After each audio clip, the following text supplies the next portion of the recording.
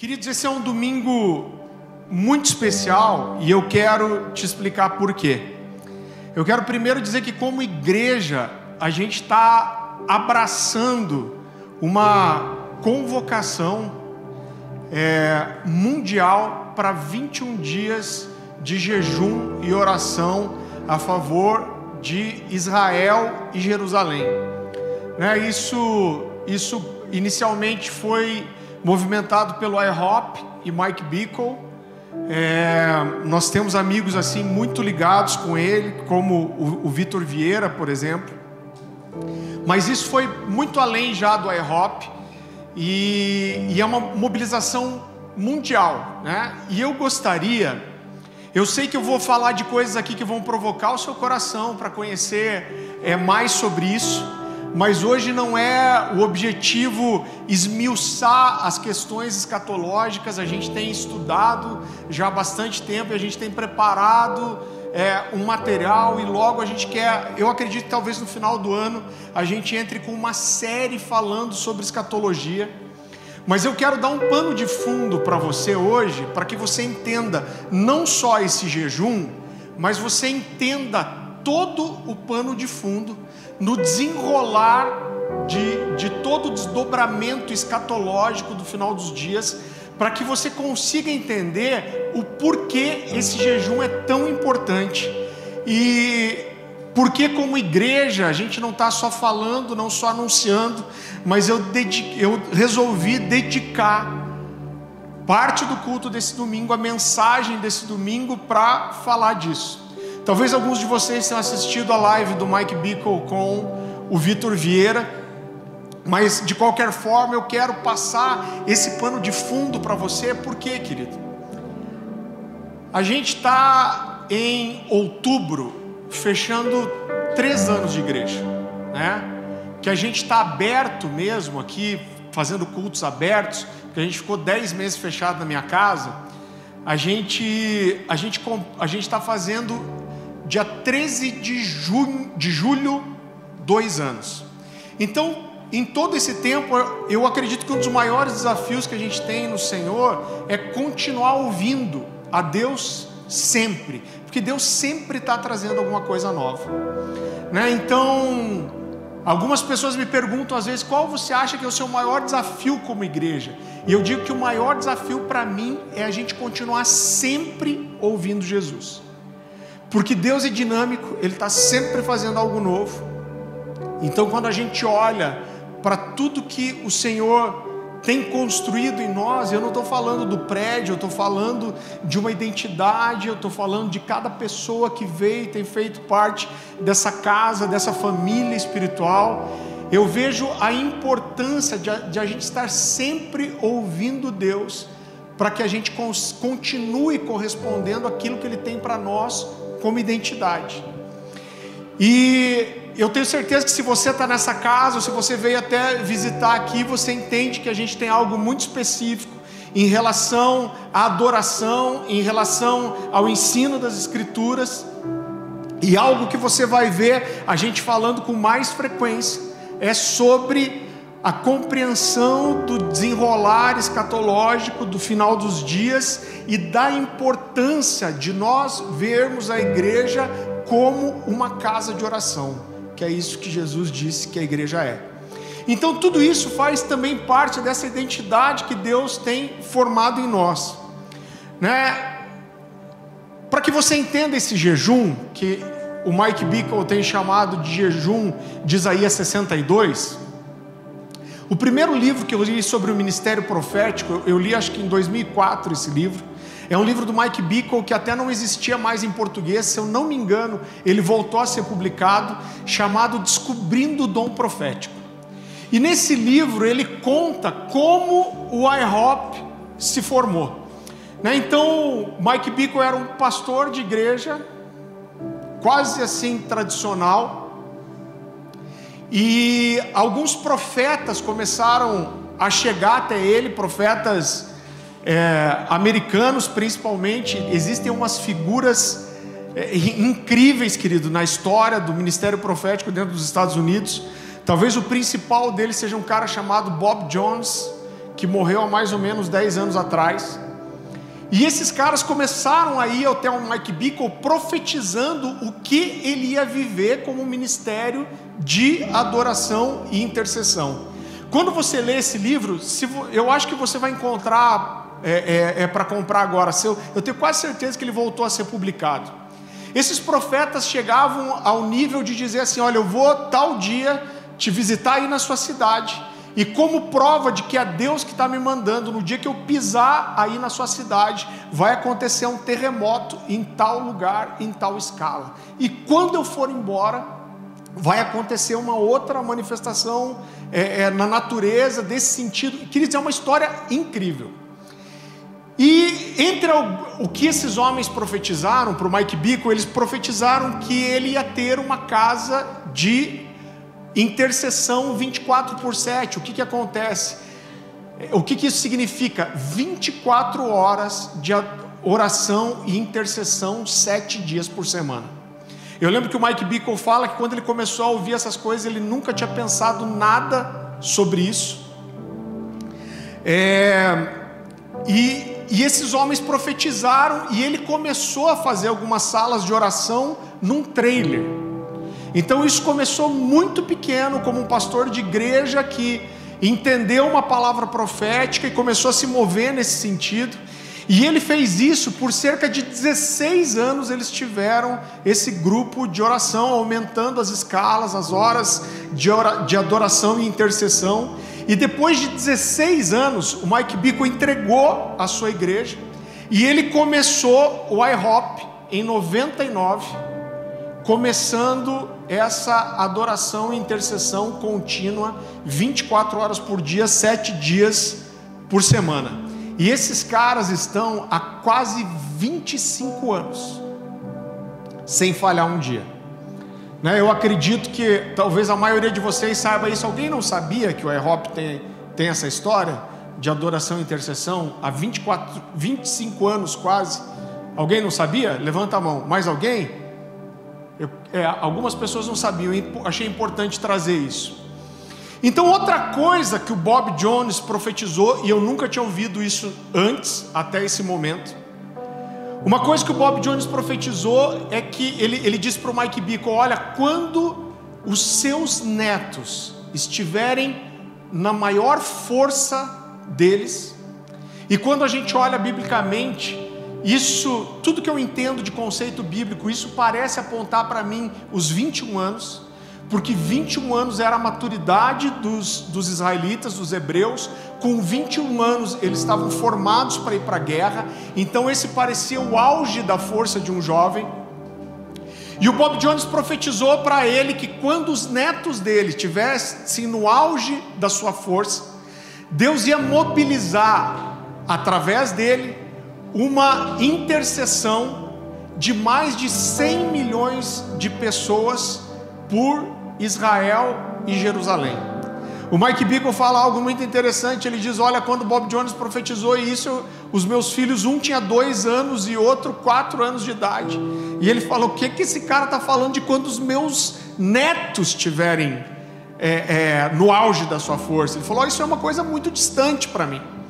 E ele disse que na verdade ele nem acreditou muito nisso no começo, mas quando tudo que o Bob Jones profetizou começou a acontecer, ele guardou no coração essa palavra.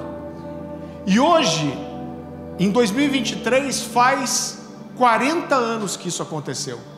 E o Mike Bickle tem alguns netos, um deles com 19 anos e outro com 20 anos de idade.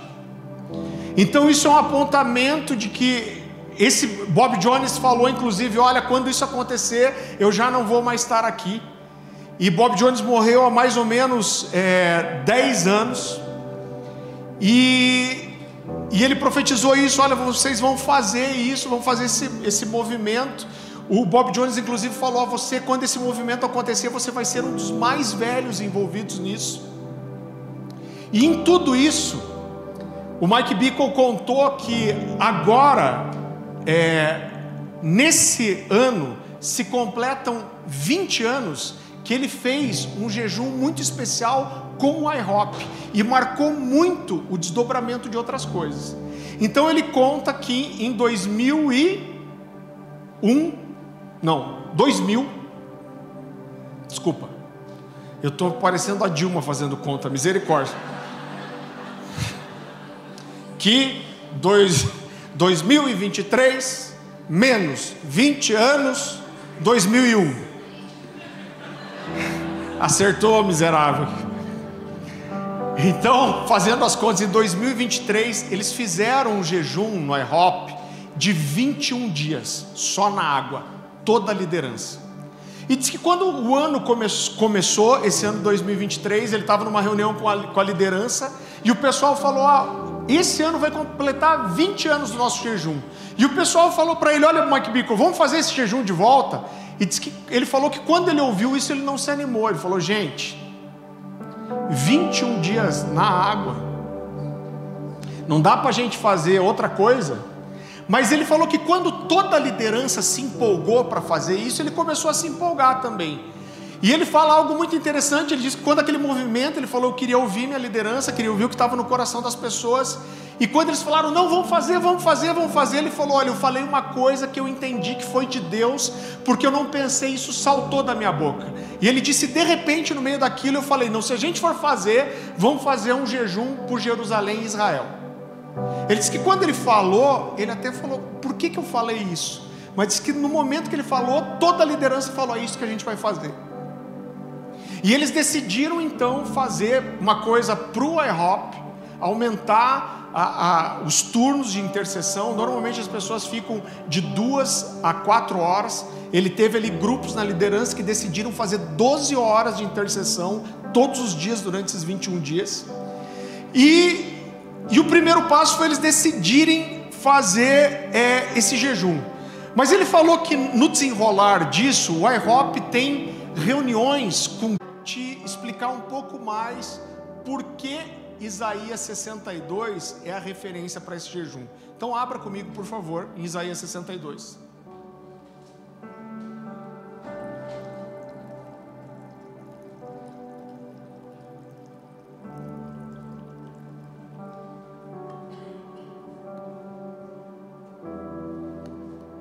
Então a primeira coisa que a gente precisa entender é que existe uma promessa aqui sobre Israel.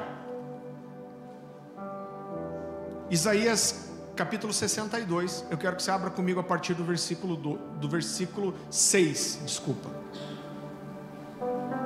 Querido, só um parênteses aqui, a gente vai estar hoje ainda mandando nos grupos vários materiais para que você consiga se aprofundar em algumas coisas que eu vou falar aqui hoje, tá? Então você vai receber inclusive um devocional de 21 dias, inclusive dando orientações específicas sobre o que interceder em cada um desses 21 dias, tá? Então você vai receber esse material no grupo. Pastor, não estou no grupo. Procura alguém da liderança, dá teu telefone e a gente vai mandar para você. Então, Isaías 62, versículo 6, a palavra do Senhor diz assim: sobre as suas muralhas, ó Jerusalém, pus guardas que jamais se calarão, nem de dia e nem de noite. Vocês que farão com que o Senhor se lembre, não descansem, nem deem a ele descanso, até que restabeleça Jerusalém e a ponha por objeto de louvor na terra. Agora pula comigo para o versículo 11. E ele continua dizendo assim: eis que o Senhor fez ouvir até os confins da terra essas palavras.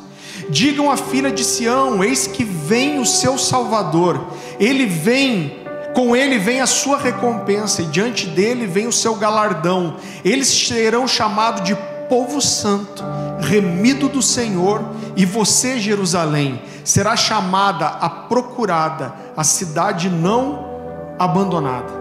Queridos, o que a gente precisa entender nisso? Essa é uma promessa sobre Jerusalém. Existe um cuidado que a gente não pode, onde a gente não pode errar, e Paulo, em todo o Novo Testamento, ele alerta muito sobre isso, sobre o risco de nós nos tornarmos crentes judaizados. Então, o propósito de Jesus para nós não é que nós nos tornemos judeus ou que a gente venha judaizar a igreja. Agora, por outro lado, a gente também não pode tratar Israel e Jerusalém com desprezo. Eu não vou esmiuçar isso, mas eu vou te dar um pano de fundo geral. Existe uma linha da teologia que acredita que a igreja substituiu Israel. Então é mais ou menos assim: pega todas as promessas do Antigo Testamento para Jerusalém e para Israel, para o povo judeu, tira o judeu dali e põe a igreja. Queridos, a gente entende que isso não é verdade, isso não se estabelece biblicamente. O fato é que existem promessas para nós, o fato é que nós fomos enxertados, a Bíblia chama a gente, os gentios, de oliveira braba. Nós fomos enxertados na oliveira, que é Jesus, que não é Israel, que é Jesus, e nós passamos a participar de muitas promessas, mas existem muitas coisas que são específicas para o povo de Israel e que vão ser cumpridas. Então a gente precisa entender que Israel e o povo judeu, o povo hebreu, eles são a chave para entender o desdobramento escatológico do final dos tempos. Então, o relógio dos últimos dias, ele está diretamente ligado com Jerusalém, com Israel e com o povo hebreu. Então, só para dar um panorama para você, a Bíblia fala das 70 semanas de Daniel. A gente vai em outro momento esmiuçar isso para você.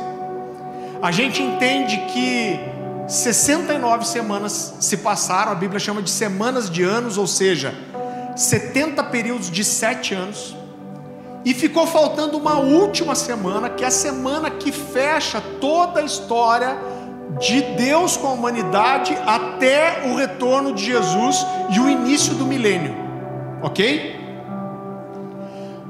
Os últimos 7 anos, que você já ouviu falar muito, que são a tribulação e grande tribulação, que alguns vão chamar, é um período de 7 anos. E quando esse relógio começa, ele é startado. Ele é startado quando Israel vai fazer um acordo de paz com a Palestina, com o povo muçulmano, e o templo de Jerusalém vai ser reconstruído. Então a gente consegue falar para você sem medo nenhum, que quando a gente vê isso acontecer, restam 7 anos para que toda a história seja concluída. Está me entendendo? Então, Jerusalém e Israel, querido, eles são o centro, o relógio escatológico, ele acontece ali. Então a gente precisa entender como igreja que existem coisas que são para nós, mas existem sim promessas que foram feitas para o povo hebreu, que foram feitas sobre Jerusalém e sobre Israel. Deus escolheu esse lugar. Então quando a gente olha, eu tenho estudado muito sobre o que as pessoas chamam da teologia da habitação. Eu estou lendo um livro agora chamado God's Relational Presence. Então ele fala que toda a Bíblia, todos os livros apontam para uma única coisa: Deus querendo habitar no meio do povo. E Deus elege lugares, Eu lembro que algum tempo atrás eu li um livro falando sobre a rua Azusa. Eu acho até que é o Histórias Inéditas de Azusa. E ele começa dizendo mais ou menos assim: por 3 anos e meio Deus escolheu habitar numa pequena casa na rua Azusa em Los Angeles. E isso fez toda a diferença. Então a verdade é que Deus escolheu Israel, Deus escolheu Jerusalém para algumas coisas, e todas as promessas de Deus vão ser cumpridas. Então a gente entende, querido, tudo se cumpriu. As pessoas pegam o que Jesus falou, está tudo consumado, como se isso terminasse todas as coisas. Eu achei interessante a forma que tinha um cara chamado Samuel Whitefield, a gente tem os livros dele aqui. Ele fala que a crucificação foi o noivado, foi aquilo que garantiu a consumação de todas as coisas, mas o retorno de Jesus é o casamento. Então a gente está esperando a concretização dessa história. Então nós entendemos que nos últimos dias Deus vai juntar a igreja e Israel, e nós juntos com os judeus, nós faremos parte dos últimos dias da história da humanidade, até que o retorno de Jesus aconteça e o milênio seja estabelecido. Nós entendemos que vai ser um tempo de um grande derramamento do Espírito. Vai ser um tempo onde curas, milagres, manifestações e salvação vão acontecer como nunca, e nós vamos fazer isso junto com os judeus, até que o Senhor venha com a espada na sua boca, pisando e ferindo as nações, para estabelecer o seu reino eterno para sempre. A Bíblia fala que no desenrolar dessa história, Jesus vai vir como quem pisou um lagar de vinho. O que ele quer dizer? Um lagar de uva.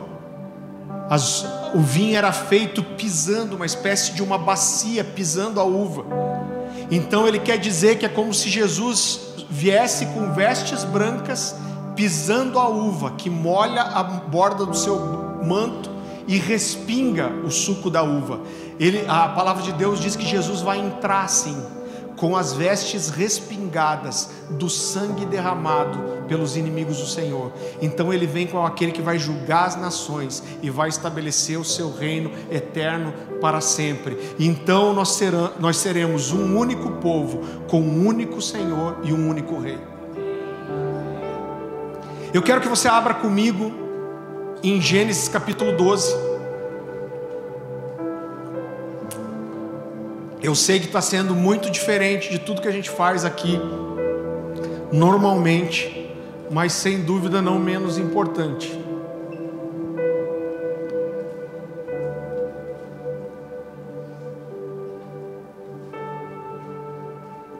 Querido, só olha para mim aqui um pouco, deixa aberto aí em Gênesis 12. A história começa com Deus fazendo o jardim do Éden e plantando Adão e Eva para governar a terra. Você sabe a história, eles caem e pecam, e desde esse momento se inicia um plano de Deus para resgatar o homem e trazer ele para o plano original de Deus. Em Gênesis 12, é como se Deus estabelecesse pela primeira vez o processo em que essa restauração vai ser feita. Algumas pessoas vão chamar dentro da escatologia isso de o plano da promessa. Então eu quero que você leia comigo Gênesis capítulo 12, a partir do versículo, a gente vai ler do 1 ao 3 e depois vai ler o 7. Essa é a promessa de Deus para Abraão, e ele começa dizendo assim: saia da tua terra, da tua parentela e da casa do seu pai, e vá para a terra que te mostrarei. E não é línguas isso. Sabe que eu fiquei pensando, o que está acontecendo que eu estou gaguejando aqui? Na minha cabeça o texto está como a terra que te mostrarei, e na minha versão está a terra que lhe mostrarei. Quase que eu falei, a terra que te lhe mostrarei. A terra que lhe mostrarei, farei de você uma grande nação, e o abençoarei, e engrandecerei o seu nome, seja uma bênção. Abençoarei aqueles que te abençoarem, e amaldiçoarei aqueles que o amaldiçoarem. Em você serão benditas todas as famílias da terra. E no versículo 7 ele vai dizer assim: o Senhor apareceu a Abraão e lhe disse: darei essa terra à sua descendência. Ali Abraão edificou um altar ao Senhor que lhe havia prometido. Então o que a gente entende é que essa promessa de Deus para Abraão, ela é uma promessa de como Deus vai desenrolar a história através dos séculos e dos milênios. Então existe uma tríplice promessa aqui, são 3 promessas. A primeira promessa é que Deus diz que a descendência de Abraão se tornaria muito numerosa e seria uma nação justa. Vários outros textos na Bíblia vão reforçar essa promessa, não é o nosso objetivo hoje. Então, em primeiro lugar, multiplicar muito a sua descendência, e eles seriam um povo justo. Em segundo lugar, eles herdariam permanentemente uma terra específica, que é a região de Jerusalém e de Israel, e seriam fiéis nessa terra. E em terceiro lugar, as nações receberiam salvação e bênçãos através da descendência de Abraão. Então essas três promessas, elas resumem todo o propósito de Deus e a história que Deus quer traçar com a humanidade até o retorno de Jesus. Então havia uma promessa de uma descendência, a promessa de uma terra e a promessa de alcançar as nações.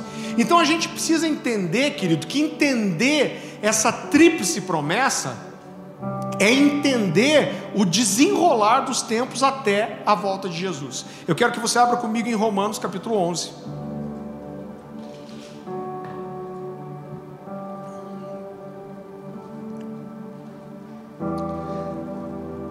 A gente vai ler primeiro o 11 a 15.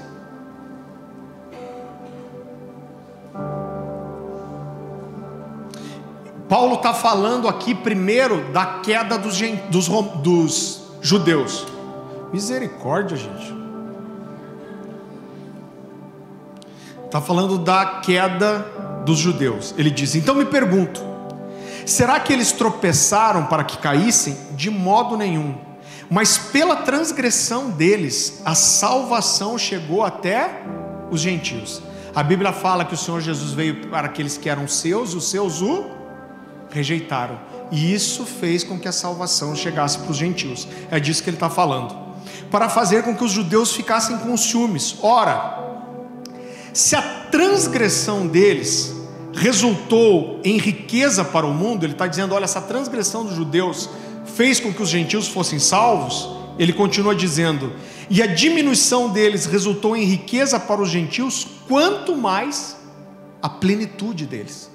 Então o que ele está querendo dizer é o seguinte: se a queda dos judeus trouxe a nossa salvação, imagine o que vai ser quando esses homens fizerem aquilo que Deus designou eles para fazerem. Agora pula comigo para o 25, 11 e 25.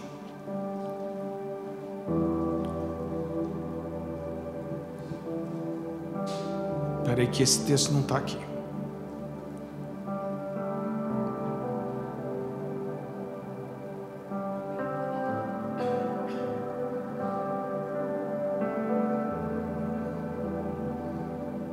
A palavra do Senhor diz assim: irmãos, quero que vocês entendam esse mistério, ele chama de um mistério, para que não se orgulhem de si mesmos. Alguns do povo de Israel têm o coração endurecido, mas isso durará, até que o tempo dos gentios se complete. Outra versão vai dizer, até que chegue a plenitude dos gentios. E assim todo Israel será salvo, como dizem as Escrituras: o libertador virá de Sião e afastará Israel da impiedade. Então, querido, o que essa promessa diz? Existe uma rejeição temporária de Israel. Agora, o que a promessa de Abraão aponta para nós, e esse texto aqui de Romanos e vários outros textos, é que apesar, querido, de hoje nós estarmos vivendo a revelação de Jesus que a maioria dos judeus não vivem, existe um tempo em que Deus vai restaurar o plano e o propósito dele para com Israel, e o chamado de Deus para Israel, os propósitos de Deus para Israel não vão ser frustrados e vão ser cumpridos. Quando isso vai acontecer? Quando chegar a plenitude dos gentios. Então você entende, querido, que nós estamos presos uns aos outros para o cumprimento das promessas e a volta de Jesus. Então, por um lado, Jesus não vai voltar antes que as promessas que ele fez para Israel se cumpram. A promessa de multiplicar, eles já se multiplicaram, mas eles não são um povo fiel. Eles não têm a terra ainda, eles têm partes da terra. E através deles as nações seriam salvas. Isso está em processo, a gente tem ido alcançando todas as nações. Então Jesus não vem antes que as promessas para Israel se cumpram, mas Israel só vai conseguir cumprir, corresponder às promessas de Deus para eles, quando nós gentios chegarmos à nossa plenitude. Você entende que uma coisa está presa à outra? Então Israel tinha uma missão diante de Deus. Qual era essa missão? alcançar e salvar as nações. Isso era parte do chamado de Abraão. Então nós recebemos dos judeus não só a escritura, mas a salvação através dos judeus, não só no conhecimento, mas de Jesus como sendo um judeu. Agora, em contrapartida, é justamente a plenitude dos gentios que vai proporcionar a salvação aos judeus. Você entende como isso é precioso? Como o desenrolar de tudo isso é maravilhoso? E querido, esse é o desenrolar da história, e nós não podemos, como Paulo diz, nós não podemos ser ignorantes quanto a essas coisas. Você sabe que uma das coisas que mais mexe com o meu coração aqui na igreja é quando nós pregamos mensagens falando sobre a volta de Jesus, sobre o reino milenar, sobre Jesus como rei. A igreja pega fogo. Isso fala não só de uma compreensão que a gente está tendo sobre essas coisas, mas eu creio muito de uma identidade que o Senhor tem para nós em tudo isso. Eu quero dizer para você que estudar escatologia, pensar no reino milenar, que nós vamos reinar com o Senhor por 1000 anos, isso mudou a minha adoração. Cantar com entendimento, querido, e pensar em todo esse desenrolar da história, faz a minha adoração ser diferente, até porque a gente tem ensinado aqui que a adoração é uma resposta à revelação que nós temos do Senhor. Quando nós temos essa revelação que Ele vai vir, Ele vai sujar o seu manto com o sangue das nações, e Ele vai estabelecer o seu reinado, e nós vamos reinar com Ele. Toda vez que eu canto Jesus como rei, isso nunca mais foi como era antes. E como Paulo diz, nós não podemos ser ignorantes. Eu não vou ler para você, mas Zacarias capítulo 10 vai trazer uma promessa de Deus. Tudo em torno da Bíblia vai gerar em torno dessas tríplice promessas de Deus para Abraão, e ele vai cumprir todas. Então em Zacarias capítulo 10 existe uma promessa de Deus ali que traria Israel, que estava disperso pelas nações.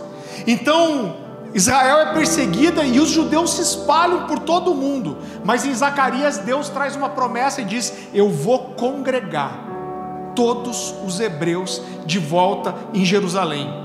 Agora olha só que interessante, você vai ver na Bíblia toda uma promessa de Deus trazendo o povo de volta para Israel e para Jerusalém. Só que no ano 70 depois de Cristo, mais ou menos ali na destruição do segundo templo, Israel deixou de existir como nação. Não existia mais uma nação chamada Israel. E isso permaneceu assim por quase 2000 anos, gente. E é muito interessante, porque se você pegar um livro de escatologia, porque Israel voltou a ser uma nação no dia 14 de maio de 1948, aonde houve uma votação, e inclusive um brasileiro chamado Oswaldo Aranha deu voto decisivo para que as nações decidissem, e o povo judeu voltou a ter uma nação chamada Israel. Não existia uma nação. Então quando você lê alguns livros, alguns textos de escatologia falando antes de 1948, eles tentavam espiritualizar isso. Por quê? Porque há 2000 anos não existia uma nação de Israel. Como que o povo vai voltar para um Israel que não existe? Então, querido, olha só, você entende como é singular o tempo que a gente está vivendo? Por 2000 anos não existia uma Israel para o povo voltar. Agora existe uma estimativa que existem hoje no mundo cerca de 13 milhões de judeus. Agora ouve o que eu vou te falar.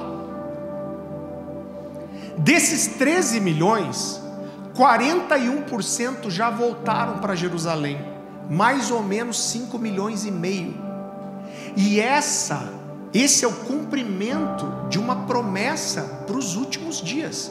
Qual que era uma das promessas de Deus para Abraão? Que eles iam habitar a terra, essa terra seria deles, e eles seriam fiéis e justos nessa terra. Irmão, quando a gente olha, a gente está falando de 70 anos para cá. Quando a gente olha que não só a nação foi restabelecida, mas que 41% dos judeus já voltaram para Jerusalém, a gente precisa entender que isso está dizendo para nós que o tempo está chegando. tempo está chegando, gente. São provas indiscutíveis do que Deus quer fazer. Então nós vivemos tempos que são muito singulares, e a nossa compreensão e o nosso envolvimento nisso é a vontade de Deus para nós. O Senhor quer que a igreja esteja envolvida com isso, nós não podemos estar alheios a isso. Você sabe que quando eu li as Escrituras, eu acho que todo mundo já pensou nisso. Todo mundo já quis ter um DeLorean De Volta para o Futuro. E quantas vezes eu viajei, eu pirei, eu falei, cara, a geração mais privilegiada foi essa geração que viveu em Jerusalém nos tempos de Jesus. E eu, por muito tempo, eu falei, cara, eu queria ter vivido nesses dias, para ter visto Jesus. E realmente, essa foi a geração mais privilegiada da história para mim. Mas para mim, o que vai ser mais incrível que isso ainda, vai ser a geração que vai ver a volta de Jesus. Com perseguição, com tribulação, com grande tribulação. Essa geração vai ser o fechamento da história de Deus com a humanidade. Nunca antes, nunca aconteceu isso, de nós termos mais de 100 milhões de pessoas num dia orando por Jerusalém, por Israel. Queridos, por 21 dias, o Mike Bickle tem pensado que talvez esse número chegue a 10 milhões de pessoas, jejuando por 21 dias, para que os judeus voltem para Israel, para que Israel seja estabelecida, para que Israel seja salva. Sabe por quê? Porque quando isso acontecer, nós vamos estar às portas da volta de Jesus. O que Bob Jones profetizou para o Mike Bickle foi: você vai participar de um movimento com mais de 100 milhões de intercessores por Israel, e isso vai preceder o retorno de Jesus. Então, queridos, a gente não pode estar parte disso. Eu creio que essa tem que ser a nossa mensagem. Quando você olha o desenrolar da história, e nós estamos aqui hoje porque geração após geração existiu alguém buscando o Senhor, tentando ouvir a voz dele, permanecer fiel, entender os sinais dos tempos e preparar uma nova geração. Eu não sei se a gente vai ter uma nova geração. Eu não acho que Jesus volta amanhã, mas eu acredito que a gente está muito perto. E todas essas coisas são sinais, querido. A intercessão, a oração. Nós temos entendido como Deus tem nos empurrado para isso, inclusive com os nossos relacionamentos. A gente tem o Wayne aqui, você vai me ouvir falar mais disso. Levanta a mão aí, Wayne. Fica em pé aí, Wayne. Wayne, gente, ele adora ser assustado, viu? Você pode assustar ele quando você quiser. Até o coelho deu um susto. A gente tem um coelho aqui na igreja, quem já viu? A gente deu o nome para ele dele de Fábio, porque daí ele é o Fábio Coelho. Então a gente está louco para apresentar ele para o outro Fábio. O Wayne é nosso primeiro missionário intercessor. Ele é alguém que está aqui em tempo integral na igreja. Ele está em todas as salas de oração. Ele faz pelo menos 2 horas de intercessão aqui na igreja, como diz o meu amigo Daniel Bileski. Vamos pagar ele para orar por nós, né? O objetivo não é esse, mas o objetivo é estabelecer uma casa de oração. Hoje a igreja dá uma pequena ajuda de custo para ele, mas vários irmãos aqui e fora, cara, eu fiquei muito tocado com isso. O Wayne tem o círculo de relacionamentos dele, mas pessoas de outras igrejas, de outros lugares, assistiram o culto onde eu falei do Wayne e entraram em contato com a gente para ofertar na vida dele. E qual é O Mike Bickle tem 600 missionários intercessores de tempo integral. E essas pessoas viabilizam que a coisa aconteça. O Mike Duke tem quantas pessoas? 40, se eu não me engano, né? Se eu não me engano, o Mike Duke no Rio de Janeiro, eles têm 40 missionários em tempo integral envolvidos com intercessão. Irmão, eu não sonhei com isso, eu não procurei isso, mas eu estou preocupado em sempre estar ouvindo o que Jesus está falando para nós e para onde Ele está nos empurrando. O Wayne é o primeiro, mas eu creio que nós vamos ter muitos missionários intercessores. Uma coisa que acontece lá no EROP é que às vezes algumas pessoas se formam na faculdade, ou às vezes antes de ir para a faculdade dão um ano, se tornam missionários intercessores por 1 ano, 2 anos, e existe uma troca, existe um movimento. Mas nós acreditamos, Davi separou, queridos, os levitas para fazerem o serviço do templo, e eles adoravam 24 horas por 7, adoravam e intercediam. E nós cremos que o Senhor está restabelecendo isso para a igreja, e isso prenuncia também o retorno de Jesus. A gente tem preparado um material para ajudar os missionários intercessores. Mas talvez você esteja ouvindo aqui e fale: pastor, eu quero ser um desses. Eu quero levantar meu sustento, eu quero viver integralmente para isso. Nós queremos fazer escola sobre isso aqui. Mas nós entendemos que essa é uma das coisas, é uma das missões para nós como igreja. Eu estava falando com o Diego e com o Wayne ontem. Irmão, eu sou muito sincero. Apesar de eu, a Dani, os pastores aqui já terem uma história, a gente é uma igreja nova. A gente é uma igreja pequena. E algumas vezes eu parei pensando em tudo que a gente vai fazer, e eu falei: Deus, eu acho que isso é prepotência da minha parte. Mas quer saber, querido, por outro lado, eu falei para eles, eu vejo que a gente é um terreno muito fértil para isso. Sabe por quê? Porque o crescimento numérico não é a nossa grande preocupação. A gente está preocupado mais em ouvir Deus do que em ficar buscando estratégia de crescimento. Eu quero dizer para você que me toca muito mais a gente influenciar vários outros ministérios do que a gente ter uma igreja gigante. A gente toca muitos pastores, a todo tempo tem pastores me procurando o Diego, procurando os outros pastores, para saber sobre a adoração da igreja, como a gente tem vivido isso, como que acontecem as salas de adoração, o ambiente de culto, e a gente está engatinhando. Mas eu creio que o Senhor encontrou em nós um povo que tem como característica a sede pela presença de Deus. E existiam pessoas com mais recurso financeiro que nós, com mais pessoas que nós, com mais estrutura do que nós. Mas eu acredito que o Senhor encontrou na gente um povo que está mais interessado no fogo do que no incensário.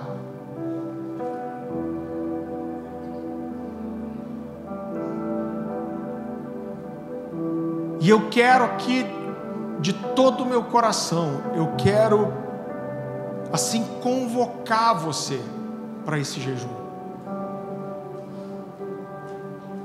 Eu vou só fazer um parênteses aqui. Vocês têm ouvido que na segunda metade do segundo semestre desse ano, eu creio que existe uma virada de estação espiritualmente. Todo mundo quase que já ouviu isso, né?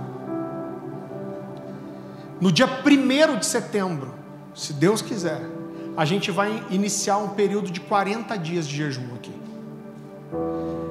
40 dias, terminando dia 10 de outubro, clamando por avivamento, para que a gente corresponda para o que Deus tem para nós sobre essa nova estação. Eu vou liberar os pastores de toda a programação deles, atendimento durante a semana de dia aqui na igreja, e durante esses 40 dias, a igreja vai estar aberta para adoração e intercessão, das 8 da noite às 2 da manhã. Pelo menos, esse é o horário. Nós, os pastores, eu tenho ainda 1 ou 2 viagens nesse período, mas os pastores vão estar aqui todos os dias, das 8 às 2 da manhã. Eu creio de todo o meu coração que esse jejum e o jejum que nós vamos fazer em setembro são uma virada, querido, na nossa história, naquilo que Deus tem para nós. E se Deus te trouxe para cá, nós vamos provocar você, irmão. Nós vamos te empurrar, nós vamos te chacoalhar, nós vamos provocar seu coração a você viver uma coisa que você nunca viveu. Cara, a história está encerrando, Jesus está vindo. Esse tem que ser o nosso maior motivo, a nossa maior preocupação, a nossa maior atenção. Nós temos que viver isso com todas as forças. Eu fico pensando que se Jesus vier nos nossos dias ou nos dias dos nossos filhos, quão privilegiados nós somos de Deus nos escolheu para viver esses dias aqui. Quando eu olho para esse jejum que o Mike Bickle tem movimentado, 100 milhões de intercessores, sabe o que isso parece? Isso parece as coisas que você lê na Bíblia. Isso parece as coisas que você lê na Bíblia.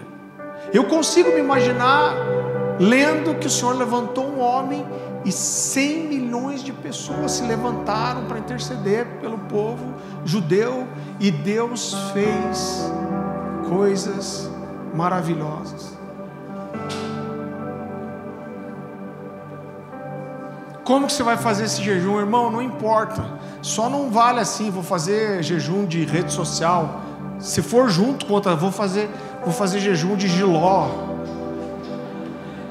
vou fazer jejum de chuchu. Eu fico pensando quem inventou de comer o chuchu a primeira vez. Joga para uma criança um chuchu, assusta.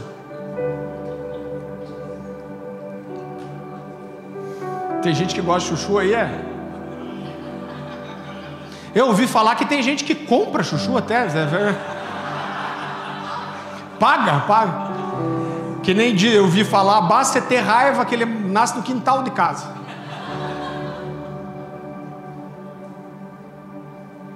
Então, queridos, não importa muito. Eu provavelmente vou fazer uma refeição por dia só. Talvez você queira tirar uma refeição do dia, em vez de só fazer uma refeição. Talvez você prefira, sei lá, irmão, jejuar um dia sim, um dia não. Mas existe uma coisa acontecendo que nunca aconteceu antes. E nós como igreja vamos estar nisso, em nome de Jesus. Eu tenho ensinado para vocês, toda vez que Deus faz um mover, isso não pega todo mundo, nunca vai pegar, nunca foi assim. Isso toca quem está atento, e quem está sedento, e quem está disponível. Nós vamos ser desses. Esse é um ano singular. Se Deus ainda nos der mais 10, 20 anos, eu tenho certeza que daqui 10 anos a gente vai falar, cara, lembra de 2023. Como a gente lembra de um despertamento que Deus trouxe no Brasil ali de 98 a 2006. Esses serão anos inesquecíveis. Eu não tenho dúvida disso. O jejum começou hoje. Se você falar, pastor, domingo, fui almoçar no Madalosso, o garçom chegou para mim no final e falou, o senhor quer mais alguma coisa? Eu respondi, só o perdão de Deus. Comi que nem um dinossauro, não tem problema, irmão. Não vamos ser religiosos, mas entre nisso, existe algo acontecendo. Eu acredito que isso vai nos preparar também para o que vai acontecer em setembro. Você recebe essa palavra?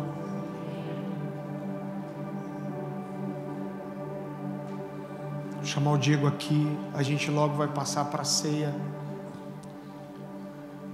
Mas eu queria que a gente, enquanto o Diego toca uma canção, eu quero pedir uma coisa para você.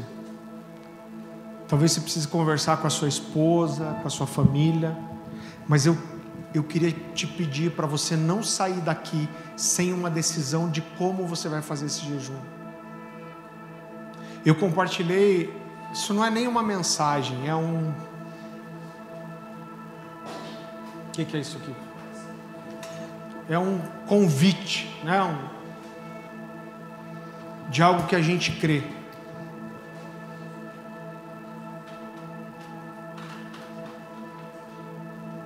Eu queria que você pedisse para que o Senhor revelasse a profundidade, a verdade dessas palavras para você. Irmão, a gente está com esses homens que estão mobilizando isso. A gente está nisso com tudo. Por isso que eu decidi dedicar a mensagem dessa noite a isso, ao entendimento disso. Sei que todo mundo ficou com gostinho de ouvir mais sobre escatologia aí. A gente vai chegar lá. Mas se você precisar, converse. Mas eu queria que você saísse. Irmão, nem que você decida assim: durante esse período eu só vou jejuar no sábado, sei lá, meio adventista.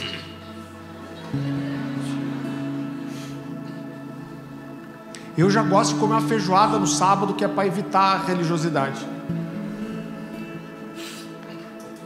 Mas eu queria que você saísse daqui com uma decisão, falar: Deus, eu vou, me revela, faz eu entender, faz o meu coração queimar por isso. Você pode baixar sua cabeça, fechar seus olhos. Senhor Jesus, nós entendemos que o Senhor está nos fazendo um convite nesses dias. Senhor, dentro de toda a nossa limitação, Senhor, da nossa pequenez, Senhor, nós chegamos diante do Senhor com um coração simples, Senhor, mas quebrantado, contrito, Senhor. Nós queremos fazer parte, Senhor. O Senhor está encerrando a sua história com as nações. O Senhor está às portas para vir, para reinar com o seu povo, para restaurar todas as coisas e julgar as nações. E nós não queremos ser como aqueles que o Senhor chama de hipócritas, que não conseguem entender os sinais dos tempos. Eu te peço que o Senhor nos dê sensibilidade, revelação, Senhor. Põe o teu coração em nós, Senhor. Põe o teu coração em nós sobre Israel, sobre Jerusalém, sobre os nossos irmãos, Senhor, o povo judeu. Nós declaramos aqui graça, bênção, favor em Jerusalém e Israel, Senhor. Nós intercedemos pelo retorno, Pai, dos judeus para Jerusalém, Senhor. Nós clamamos pela salvação desse povo. Nós declaramos: eis-nos aqui, Pai, para clamar pela restauração e do cumprimento das promessas para o povo judeu, Senhor. Nós nos unimos com eles, Senhor, intercedendo por eles, para que eles tenham a revelação do Senhor Jesus, Senhor, para que eles tenham a revelação do Messias, para que eles tenham a revelação da cruz, Senhor, para que eles tenham a revelação do Filho de Deus, Senhor, para que eles tenham a revelação do seu amor. Nós clamamos por eles, Senhor, clamamos por eles amando esse povo, Senhor, entendendo que eles são, Pai, a primícia, entendendo, Senhor, que existem promessas para eles, Senhor. Nós declaramos aqui que nós amamos Israel, Pai, que nós amamos o povo judeu, assim como nós amamos as nações, Senhor. Nos ajuda, Pai, que esse seja um período de revelação, de entendimento espiritual, que o Senhor nos traga luz, Pai, sobre Apocalipse, luz sobre a escatologia, luz sobre o desenrolar, que nós não sejamos, Senhor, nécios e nem despreparados. O Senhor nos escolheu pontualmente para dias tão específicos, e nós queremos te ser úteis, nós queremos ser sensíveis espiritualmente, nós queremos ter revelação, e nós queremos, Senhor, colaborar para tudo aquilo que o Senhor vai fazer. Eu te peço que esses 21 dias sejam dias de avivamento no nosso meio, sejam dias de revelação, Pai. Nos traz clareza sobre aquilo que precisamos fazer, aonde devemos andar, que resposta precisamos dar, Senhor. Nós colocamos diante do Senhor esse desejo de estabelecer, Pai, mais horas de adoração e intercessão nessa casa, porque nós queremos que esse seja um lugar da sua habitação, um lugar onde o Senhor gosta de estar, Senhor, um lugar onde a sua presença manifesta, muda todas as coisas, Senhor. Nos conduz nesses dias, fala o coração de cada um. Eu te peço que o Senhor oriente cada um sobre o que precisa fazer, o que deve fazer. Nos leva a esse entendimento, Senhor.